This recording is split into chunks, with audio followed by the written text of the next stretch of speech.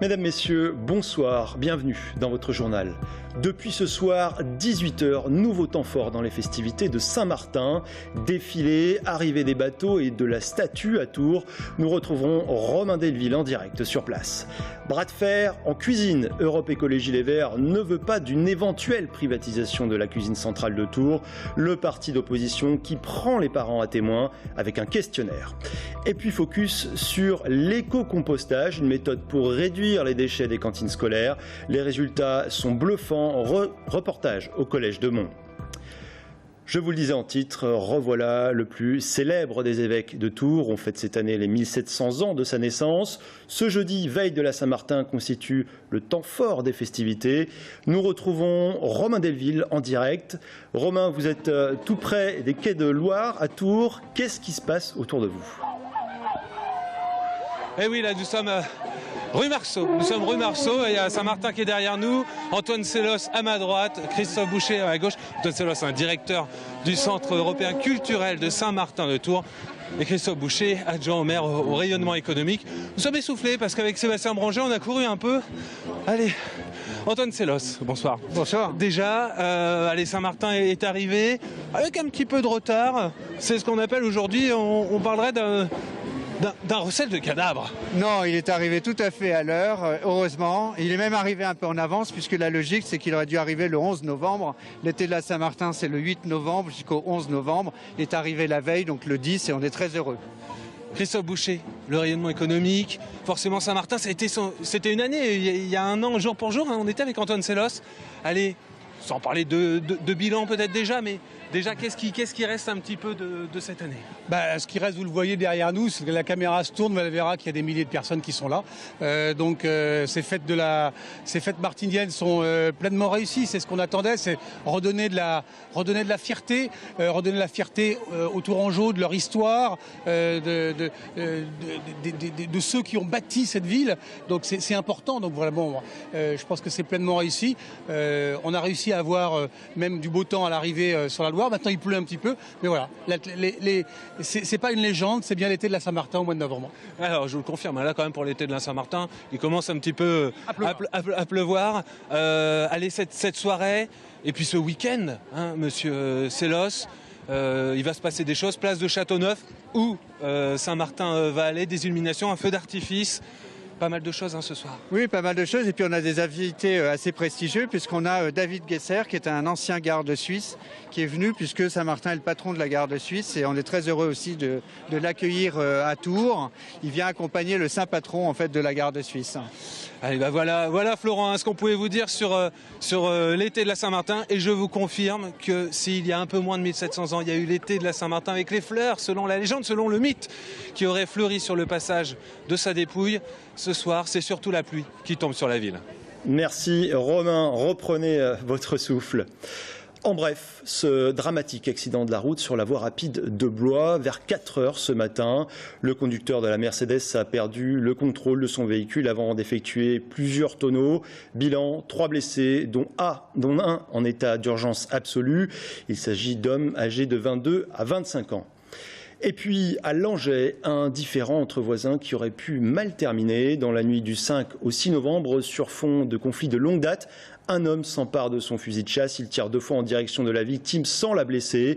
L'auteur présumé des faits sera jugé en mars prochain.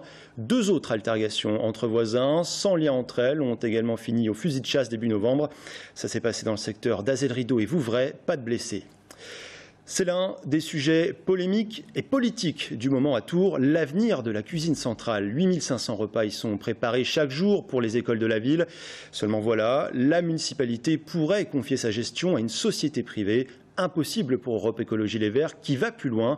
Le parti d'opposition a recueilli l'avis de plus de 700 parents d'élèves. Le résultat de cette consultation avec Clémence Drouet. Pensez-vous qu'il est important de connaître la provenance des aliments présents dans l'assiette de vos enfants? Êtes-vous favorable au remplacement du pain blanc par du pain bio? Accepteriez-vous qu'un repas par semaine soit végétarien? Avec ce questionnaire proposé aux parents d'élèves, les Verts relancent le débat autour de l'avenir de la cuisine centrale. Écartés de la consultation autour de cette nouvelle cuisine lancée par la mairie, ils espèrent relancer le débat grâce aux réponses récoltées.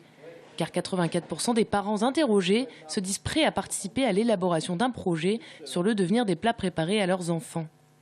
On confirme que les parents s'intéressent vraiment beaucoup à la question. C'est une erreur je pense que c'est une erreur de la part de la ville de ne pas mettre en place une structure de concertation dans laquelle elle aurait tout à gagner en fait. Ça va peut-être venir. La question de la qualité de l'alimentation des enfants préoccupe, mais la question du surcoût qu'entraînerait de tels changements préoccupe tout autant. Les deux élus Europe Écologie Les Verts s'appuient en partie sur le gaspillage alimentaire pour compenser les prix élevés. Au sein des collectivités, il s'élève en moyenne à 70 centimes d'euros par repas. C'est énorme hein, quand vous multipliez 70 par 8500 repas par jour par 150 jours par an. Vous avez un levier financier pour pouvoir financer d'autres choses important et un levier de gain financier énorme. Prochaine étape, les deux élus espèrent une rencontre avec Serge Babary et Barbara Darnay-Malaquin, adjointe à l'éducation. Ils souhaitent leur présenter les réponses de ce questionnaire et en tirer un bilan. Le résultat sera ensuite diffusé aux parents ainsi qu'à l'ensemble des directeurs d'école. En bref, une soixantaine de salariés de Systému à Savigny-en-Véron en grève aujourd'hui. Ils réclament un alignement de leurs conditions de travail sur leurs collègues des régions voisines, moins de samedis travaillés. La plateforme emploie 250 personnes. Enfin, à Saint-Cyr-sur-Loire, c'est toujours l'inquiétude pour les 260 salariés d'Outiror. Ce jeudi, le tribunal de commerce d'Orléans a placé la société d'outillage en liquidation judiciaire avec poursuite d'activité jusqu'au 18 novembre. Ce soir, ne manquez pas notre nouveau numéro du Grand Talk, l'hebdo de l'actualité dans le Val-de-Loire. On parle beaucoup de l'arrivée des migrants dans la région, derrière les chiffres, des histoires d'hommes et des trajectoires. Exemple avec Atom, ce Soudanais a fui la guerre et parcouru des milliers de kilomètres avant d'arriver à Saint-Pierre-des-Corps. Extrait. Alors quitter votre pays, votre famille, c'était une décision extrêmement difficile. Avec tout ce que vous avez vu, tout ce que vous avez dû endurer, est-ce que vous regrettez aujourd'hui d'avoir quitté le Darfour il y a à peu près un an? Je rappelle que votre périple a duré un peu plus d'un an. Et il y a eu des meurtres, des gens tués, des gens. Et c'est pour cette raison, uniquement cette raison, que j'ai quitté le pays. Mais j'aurais aimé pouvoir rester. J'ai dû échapper à la guerre, une guerre qui a tué des millions de gens. Quelle était l'expérience la plus difficile? Est-ce que c'était Calais? Vous y avez passé 3 mois. Cet endroit est horrible, on a beaucoup souffert là-bas. Il y a même des problèmes entre les réfugiés eux-mêmes. Beaucoup de violence.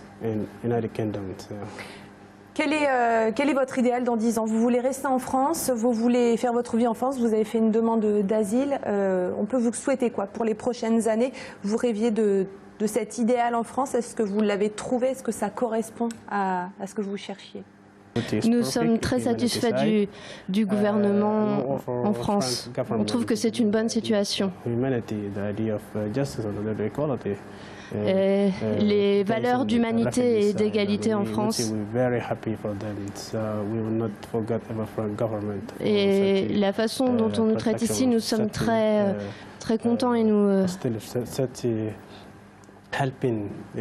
de la façon dont on nous accueille et dont on veut nous aider ici. Voilà, le Grand Talk, c'est à voir ce soir à 19h30 et 23h. En avril dernier, les vignobles d'Indre-et-Loire et du Loir-et-Cher étaient frappés par un épisode de gel. Conséquence, plus de 30% de pertes en moyenne. La région présentait aujourd'hui les résultats de son étude pour prévenir les dégâts du gel sur les récoltes. Plusieurs techniques évoquées. Seul bémol, le coût de ces installations, de 900 000 € pour le Loir-et-Cher à 14 millions d'euros pour l'Indre-et-Loire. Étude indicative pour l'instant. Et maintenant, cette initiative du collège de Mont pour réduire ses déchets 10 tonnes chaque année pour sa cantine scolaire. Eh bien, l'établissement s'est mis à l'éco-compostage. Il est le premier dans le département. Vous allez le voir, les résultats sont surprenants. Amanda Breuer-Rivera. C'est la fin du déjeuner au collège de Mont et depuis la rentrée, 98% des os de poulet, grains de riz ou pots de bananes jetés ont évité la poubelle. À l'étage d'en dessous, les 60 kilos de déchets organiques quotidiens tombent dans ce circuit. Les déchets qui sont préalablement broyés à l'étage arrivent par ce tuyau, arrivent dans la centrifugeuse. Là sont séparés les liquides des solides. Les liquides sont évacués directement et les solides arrivent ici par ce tuyau. On va les récupérer sous forme d'une sorte de taboulé un peu, si vous voulez. À ce stade, les restes ont été compactés et divisés par 4. Mais une fois dans le ventre de cet écodigesteur, ces déchets servent de festin à des millions de bactéries. Au bout de 24 heures, il ne reste plus que 2 louches de résidus en poudre. Avant ce système, plus de 10 tonnes de déchets organiques finissaient à la poubelle, contre seulement 220 kg aujourd'hui. Le département a financé la totalité de cet équipement de 50 000 €. Un investissement qui satisfait le président du conseil départemental. L'évacuation des déchets a un vrai coût. Donc moins on produit de déchets, mieux c'est. Il faut faire maigrir les poubelles, y compris celles des collèges. Donc on fait maigrir les poubelles et on fait en même temps progresser l'éducation. Parce qu'avant d'en arriver là, on fait aussi toute une éducation à ne pas gaspiller le pain, à ne pas gaspiller les aliments. Ce système doit être étendu à 9 autres collèges d'Indre-et-Loire d'ici 3 ans. Des études sont en cours pour permettre d'utiliser ces résidus dans les composts. Un mot de football. L'entraîneur du TFC, Fabien Mercadal, écope d'un match de suspension, un autre avec sursis. Le coach tourangeau avait été exclu le 4 novembre lors du match face à Brest. Il s'était énervé contre les arbitres. Fabien Mercadal regardera donc le match Sochaux-Tours FC du 18 novembre depuis les tribunes. 98, c'est le nombre de migrants en provenance de la jungle de Calais et des campements parisiens installés en Indre-et-Loire. Quel est leur avenir en France? Les centres d'accueil fermeront-ils une fois toutes les demandes d'asile traitées? Nous poserons la question à notre invité Jacques-Luc Berheil, il est secrétaire général de la préfecture. Nous évoquerons aussi avec lui le dossier de l'accidentologie dans le département. A tout de suite.